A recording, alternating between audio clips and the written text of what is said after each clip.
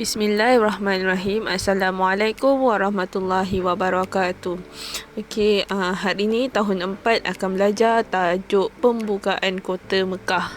Sebelum ni kita belajar perjanjian Hudaibiyah, tapi hari ni kita belajar pembukaan kota Mekah. Okey, nanti kita akan tahu apa itu, kenapa dikatakan pembukaan kota Mekah.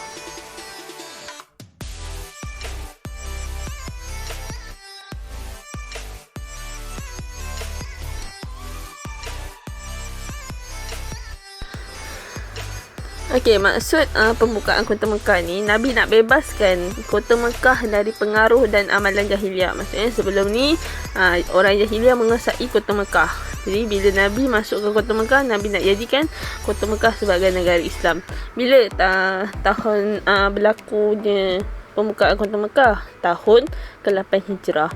Okey, sebab berlaku yang pertama, kaum Quraisy melanggar perjanjian Hudaibiyah. Sebenarnya kita belajar perjanjian Hudaibiyah, betul? Jadi orang Quraisy yang buat, dia yang langgar. Okey. Yang kedua, dah lah langgar perjanjian. Lepas tu dia bantu pula Bani Bakar daripada kaum Quraisy untuk menyerang Bani Huza'ah. Bani Huza'ah ni pula dia dah berbuat bai'ah dengan Nabi Muhammad.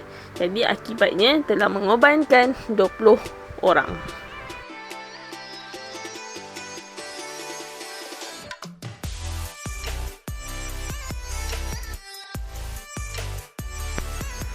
Okey, seterusnya, jadi Nabi kemukakan pilihan. Nabi rasa marah lah dengan tindakan orang Quraisy. Okey, dah melanggar perjanjian, mengkhianati perjanjian. Jadi Nabi kemukakan 3 pilihan. 3 pilihan yang mana yang pertama, kena bayar diat kepada waris Bani Huza'ah yang terbunuh. Yang kedua, membatalkan perjanjian dengan Bani Bakar. Yang ketiga, perjanjian Hudaibiyah tu terbatal dengan sendiri, lepas tu berperang. Okey. Mesti awak tertanya apa maksud diat.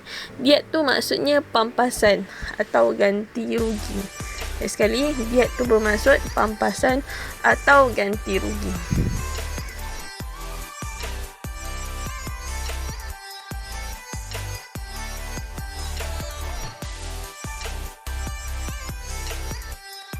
Okey, peristiwa dia berlaku bila orang Quraisy pilih untuk berperang. Jadi tentera Islam sediakan 10,000, tentera Quraisy sediakan seluruh penduduk Mekah.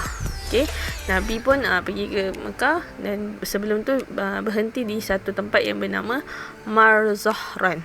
Okey, lepas tu Nabi dirikan kemah dan Nabi buat satu strategi perang, iaitu Nabi menyalakan unggun api. Tujuan nak nyalakan unggun api untuk takutkan orang Quraisy. Jadi Abu Sufyan ni dia macam nak tinjau daripada jauh apa yang orang tentera Islam buat. Bila dia tengok, dia rasa tentera Islam mempunyai kekuatan luar biasa.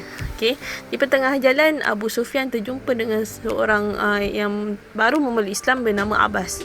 Lalu bila Abbas menerangkan tentang Islam, Abu Sufyan juga turut memeluk Islam dengan hati yang terbuka.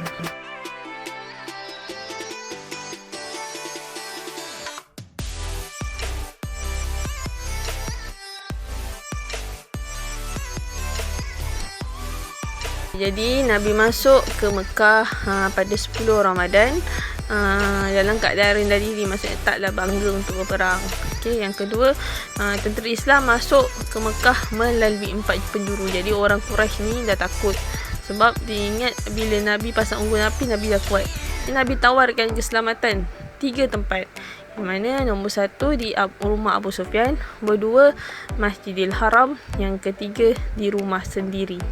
Itu tempat yang Nabi tawarkan keselamatan bagi orang Quraisy yang takut. Okey, ini baru part 1. Nanti kita akan tengok part 2, apa tindakan pertama Nabi ketika masuk ke kota Mekah, apa faktor dia dan apa kesan dia. Okey, setakat itu saja pembelajaran hari ini. Assalamualaikum.